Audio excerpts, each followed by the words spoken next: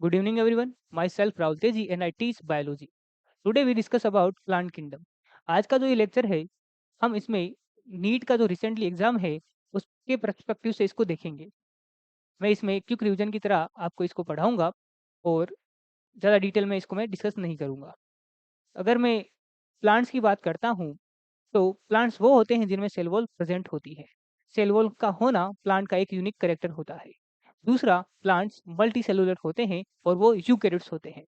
Eukaryotes हैं मतलब उनमें जो न्यूक्लियस मिलता है वो वेल डिफाइन होता है और उनके सेल ऑर्गन के ऊपर खुद की एक मेम्ब्रेन होती है।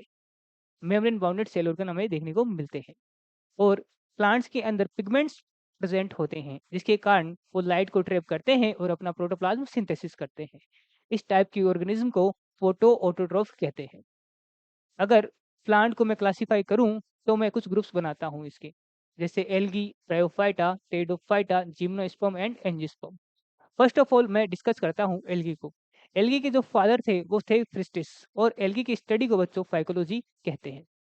एल्गी जो होती है मोस्टली सभी जगह देखने को मिलती है, ये कॉस्मोपॉलिटन होती है, लेकिन ये लार्जली देखने को मिलती है एक्वेटिक रीजन के अंदर। ये फ्रेश वाटर के अंदर देखने को मिलती है, ये मेराइन वाटर के अंदर देखने को मिलती है और जो वुड होती है उस पे भी ये ग्रो कर जाती है। कुछ एनिमल होते हैं उन पे भी ये ग्रो कर जाती है, जैसे कि स्लोथ बियर। स्लोथ बियर के बैक साइड पे ये ग्रो करती है और ये स्टोन जो होते हैं या मॉइस्ट सॉइल होती है वहाँ पे भी ये ग्रो करती है। अगर मैं बात करूँ इनकी आउटर मोस्ट बॉडी की, तो उसमें म्यूसिलेज प्रेजेंट होता है और इनकी जो सेल वॉल होती है वो मोस्टली मिलकर बनी होती है सेलुलोज से। उसके साथ में galactans, mannans, minerals like calcium carbonate and silicon oxide. और इनकी इन आउटर जो लेयर होती है वो पेक्टिन या पेक्टोज से मिलकर बनी होती है। According to two kingdom classification, इसको हमने थेलोफाइटा के अंदर रखा था। प्लांटी के अंदर एक ग्रुप होता है थेलोफाइटा, उसके अंदर हम इसको रखते हैं। थेलोफाइटा के कैरेक्टर क्या होते हैं कि उनमें टिश्यू सिस्टम अब्सेंट होता है, वेस्कुलर सिस्टम भी उनमें नहीं देखने को मिलता है।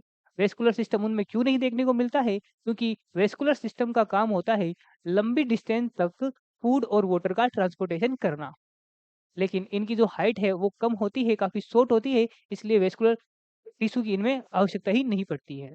दूसरी हम बात करें, उनमें जो सेक्सुअल स्ट्रक्चर्स होती हैं, वो हिडन होती हैं, मतलब वो देखने को नहीं मिलती हैं। ऐसे प्लांट्स जिनमें सेक्सुअल स्ट्रक्चर हिडन होती है, उन्हें हम क्रिप्टोगेमस कहते हैं। तो थेलोफाइटा क्रिप्टोगेमस होते हैं। और बच्चों इनमें एम्ब्रियो फॉर्म नहीं होता है। जब इनमें मेल गैमेट और फीमेल गैमेट फ्यूज होते हैं, उसमें जाइगोट बनता है और जाइगोट जैसे ही बनता है उसमें मियोसिस हो जाता है और एम्ब्रियो नहीं बन पाता है। इसलिए इन्हें नॉन एम्ब्रियोनिक भी कहते हैं। ये कुछ कैरेक्टर्स हैं जो थेलोफाइटा के हैं। जैसे कि मैंने अभी बात की है कि जो टू किंगडम क्लासिफिकेशन होता है उसके अकॉर्डिंग एल्गी को हमने थेलोफाइटा के अंदर रखा था। थेलोफाइटा के कुछ कैरेक्टर्स होते हैं, ये नॉन वेस्कुलर है, टिश्यू सिस्टम एब्सेंट है, क्रिप्टोगेमस है एंड नॉन एम्ब्रियोनिक है। आगे हम बढ़ते हैं reproduction in algae. Reproduction in algae की हम मैं बात करूं तो इनमें तीनों टाइप का रिप्रोडक्शन देखने को मिलता है। जैसे वेजिटेटिव। वेजिटेटिव रिप्रोडक्शन बच्चों दो मेथड से होता है, fragmentation and binary fission. Fragmentation से वो एल्गी रिप्रोड्यूस करती हैं जो फिलामेंटस होती हैं, लाइक यूलोथ्रिक्स। यूलोथ्रिक्स जो होता है वो फ्रेगमेंटेशन से रिप्रोड्यूस करती है और जो यूनिसेलुलर एल्गी होती है वो बाइनरी फिजन करती है। आगे मैं बात करूं असेक्सुअल रिप्रोडक्शन की, तो असेक्सुअल रिप्रोडक्शन के दौरान स्पोर फॉर्मेशन देखने को मिलता है। ये स्पोर दो कंडीशंस में बनते हैं। जब कंडीशन फेवरेबल होती है तो ये मोटाइल गैमेट बनाते हैं जिनको जू स्पोर कहते हैं। जू स्पोर कैसे बनते हैं? जब असेक्सुअल रिप्रोडक्शन होता है तो फिलामेंटस ग्रीन एल्गी जो होती है वो अपना प्रोटोप्लाज्म कोलैप्स कर लेती है और स्पोर बनाती है। एक समय आता है उन स्पोर पर फ्लैजिला अपीयर हो जाते हैं और वो काइंड ऑफ मूवमेंट करते हैं और इन फ्लैजिला की जो पोजीशन होती है वो एपिकल पे होती है और सिमिलर इन साइज होते हैं ये। इनका जो साइज होता है वो इक्वल होता है, इसलिए ये आइसोकोन्ट के नाम से भी जाना जाता है। आगे मैं बात करता हूँ अनफेवरेबल कंडीशन की। अनफेवरेबल कंडीशन के दौरान ये 3 टाइप के स्पोर बनाते हैं। जब अनफेवरेबल कंडीशन है बच्चों तो काइंड ऑफ मूवमेंट वो नहीं कर पाएँगे। क्योंकि उनको अनफेवरेबल कंडीशन को टॉलरेट करना है, तो उनको अपनी एक्टिविटी को कम करना है। इसलिए क्या होता है, वो स्पोर के ऊपर एक थिन वॉल बना लेते हैं। अगर स्पोर अपने ऊपर थिन वॉल बनाते हैं, तो इस टाइप के स्पोर को एप्लेनोस्पोर कहते हैं और उनमें काइंड ऑफ मूवमेंट देखने को नहीं मिलती है। दूसरे स्पोर ऐसे होते हैं जो अपने ऊपर थिक वॉल बना लेते हैं। थिक वॉल कब बनती है, जब अनफेवरेबल कंडीशन लॉन्ग टाइम के लिए आती है। और ऐसे स्पोर जिनमें थिक वॉल मिलती है, उन्हें कहते हैं हाइप्नोस्पोर। और एक केस लेते हैं बच्चों अनफेवरेबल कंडीशन का। आप किसी पॉन्ड में गए और वहां जाके आपने एल्गी को लिया और उठा के बाहर फेंक दिया।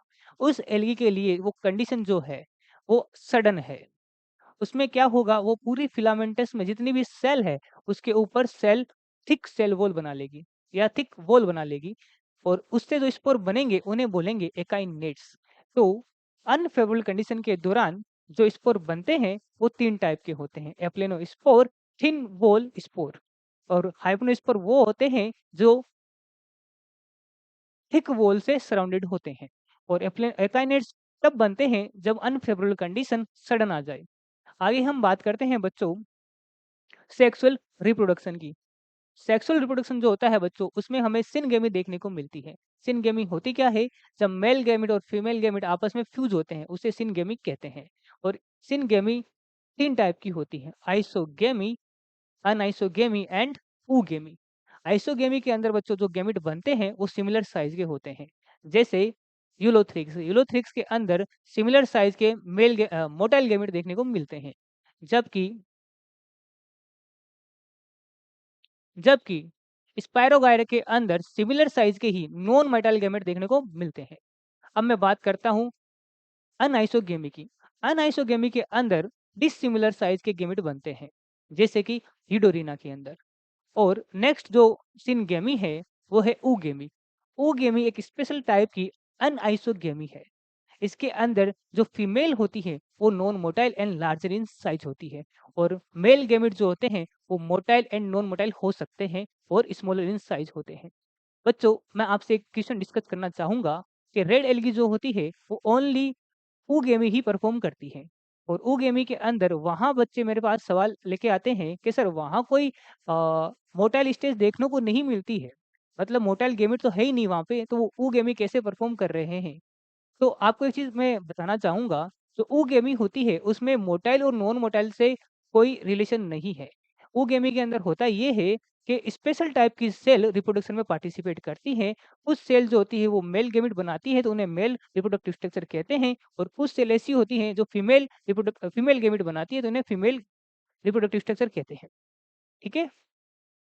तो ooगेमी के अंदर मोटाइल और नॉन मोटाइल से कोई कंसेप्ट नहीं है। जैसे कि मैंने यहाँ लिखा है, जो ooगेमी है वो स्पेशल टाइप की एक अनआइसोगेमी है। इधर मैंने लिखा है ये। फिर बात करते हैं, oogamy does not depends on motile and non motile characteristics of gamete. Male gamete motile भी हो सकता है और नॉन मोटाइल भी हो सकता है, और वो स्मॉल इन साइज होता है। जबकि फीमेल जो होती है वो non motile and larger in size होती है। आगे हम बात करते हैं क्लासिफिकेशन ऑफ एल्गी। उससे पहले हम बात करते हैं ooगेमी की। ooगेमी के अंदर स्पेशल टाइप की सेल बनती है और वो रिप्रोडक्शन में पार्टिसिपेट करती है। मेल रिप्रोडक्टिव स्ट्रक्चर को एंथ्रीडिया कहते हैं और जबकि फीमेल रिप्रोडक्टिव स्ट्रक्चर को उगुनिया कहते हैं। ये दोनों बच्चों यूनिसेलुलर विदाउट जैकेटेड होती हैं। हमारे पास इतना समय नहीं है कि मैं इनको डिटेल में समझाऊं, लेकिन मैं ऊपर-ऊपर से आपको बता देता हूँ। यूनिसेलुलर का यूनिसेलुलर और विदाउट जैकेटेड का मीनिंग होता है कि जो इनकी फीमेल होती है, फीमेल रिप्रोडक्टिव स्ट्रक्चर होती है, वो फ्लास्क शेप होती है और उसपे जब स्टेराइल सेल की कवरिंग देखने को मिलेगी, तो हम उसे बोलेंगे जैकेटेड, जो कि हम ब्रायोफाइटा के अंदर पढ़ेंगे तब बताऊँगा मैं। अच्छा, इसका एक एक्सेप्शन है बच्चों, कारा। कारा जो होता है वो मल्टीसेलुलर विथ जैकेटेड होता है। कारा के अंदर क्या होता है कि स्टेराइल सेल की कवरिंग देखने को मिलती है और वहाँ पे जो मेल रिप्रोडक्टिव स्ट्रक्चर है उसे हम न्यूक्लियल कहते हैं और फीमेल रिप्रोडक्टिव स्ट्रक्चर को ग्लोब्यूल कहते हैं। ये बच्चों आप एक पॉइंट ऐड ऑन कर लेना। आगे बढ़ते हैं हम। अब हम देखते हैं क्लासिफिकेशन ऑफ एल्गी। एल्गी को बच्चों पिगमेंट के बेसिस पर स्टोर फूड के बेसिस पर and composition of cell wall के बेसिस पर हम इनको 3 ग्रुप में डिवाइड करते हैं। पहला ग्रुप है क्लोरोफाइसी, जिसको ग्रीन एल्गी भी कहते हैं। और ग्रीन एल्गी जो होती है वो एडवांस एल्गी होती हैं, क्योंकि उसमें हायर प्लांट लाइक कैरेक्टर मिलते हैं। हायर प्लांट लाइक्स कैरेक्टर का मतलब, जैसे हायर प्लांट जो होते हैं उनमें सेल वॉल सेलुलोज से मिलकर बनी होती है, स्टोर फूड उनमें स्टार्च होता है, और जो पिगमेंट होते हैं उनमें क्लोरोफिल ए एंड बी होता है। ये सारे कैरेक्टर बच्चों हायर प्लांट लाइक जैसे हैं, इसलिए इनको बोलते हैं एडवांस एल्गी। ग्रीन एल्गी जो होती है उसमें क्लोरोफिल ए एंड बी मिल रहा है, जो हायर प्लांट में भी देखने को मिलता है। फिर इनमें पिगमेंट जो होते हैं, सॉरी, इनमें स्टोर फूड जो होता है वो स्टार्च है, जो कि हायर प्लांट्स में भी देखने को मिलता है। और इनमें सेल वॉल सेलुलोज से मिलकर बनी होती है, इसलिए हम बोलते हैं green algae is a advance algae. अगर ग्रीन एल्गी में मैं पिगमेंट्स की बात करूं, तो इनमें क्लोरोफिल ए, कैरीटीन एंड जेंथोफिल देखने को मिलता है। अगर मैं डिफरेंट फॉर्म्स की बात करूं एल्गी के अंदर, तो कुछ डिफरेंट फॉर्म देखने को मिलते हैं, जैसे कि यूनिसेलुलर। यूनिसेलुलर के अंदर मैं बात करूं, तो पहला एग्जांपल लेते हैं क्लेमाइडोमोनास। क्लेमाइडोमोनास एक यूनिसेलुलर मोटाइल गैमेट होता है, और इसके अंदर 2 फ्लैजिला होते हैं, और एक क्लोरोप्लास्ट होता है कप शेप, जिसके अंदर फूड स्टोर होता है इन द फॉर्म ऑफ पायरिनोइड। पायरिनोइड क्या होता है कि सेंटर में मिलता है प्रोटीन ग्रेन्यूल, और उसको सराउंड किए होती है स्टार्च, और ये स्ट्रक्चर मिलकर बनाती है पायरिनोइड, या इस स्ट्रक्चर को ही बोलते हैं पायरिनोइड। अरे एक इसमें एक आई स्पॉट देखने को मिलता है। आई स्पॉट क्या होता है? ये लाइट सेंसिटिव पार्ट होता है। फिर मैं सेकंड एग्जांपल पे आता हूँ, एसिटाबुलेरिया। एसिटाबुलेरिया क्या करता है बच्चों? ये हाइट में ग्रोथ करता है, इसकी हाइट इंक्रीज हो जाती है और आगे जाके ये स्वेल कर जाता है। स्वेल वाले पार्ट को केप कहते हैं, और जो ये इंक्रीज हुआ है हाइट में, इसे स्टिप कहते हैं। और इस कारण इसका जो डायमीटर है बच्चों, वो प्लांट किंगडम में सबसे बड़ा हो जाता है। तो ये लार्जेस्ट डायमीटर होल्ड करता है। नेक्स्ट एग्जांपल की बात करूं, तो क्लोरेला। क्लोरेला यूनिसेलुलर एल्गी होती है। स्पाइरुलिना के बाद मैक्सिमम प्रोटीन इसमें देखने को मिलता है।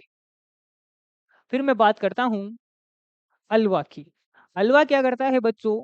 हाइट के साथ ब्रीथ में भी इंक्रीज कर लेता है, और ये फिलामेंटस हो जाता है, और इसकी अपीयरेंस जो होती है वो पेरेनकाइमेटस आती है। बच्चों ये जो लेक्चर है आज, ये मैं बस नीट को ही टारगेट करके पढ़ा रहा हूँ, क्योंकि हमारे पास समय नहीं है। और आप अगर इस वीडियो को लाइक करते हो और सब्सक्राइब करते हो और कमेंट में बताते हो कि आपको ये इन्फॉर्मेटिव वीडियो लगती है, तो मैं इसको डिटेल में और पढ़ाऊंगा। धन्यवाद बच्चों, आज के लिए इतना ही।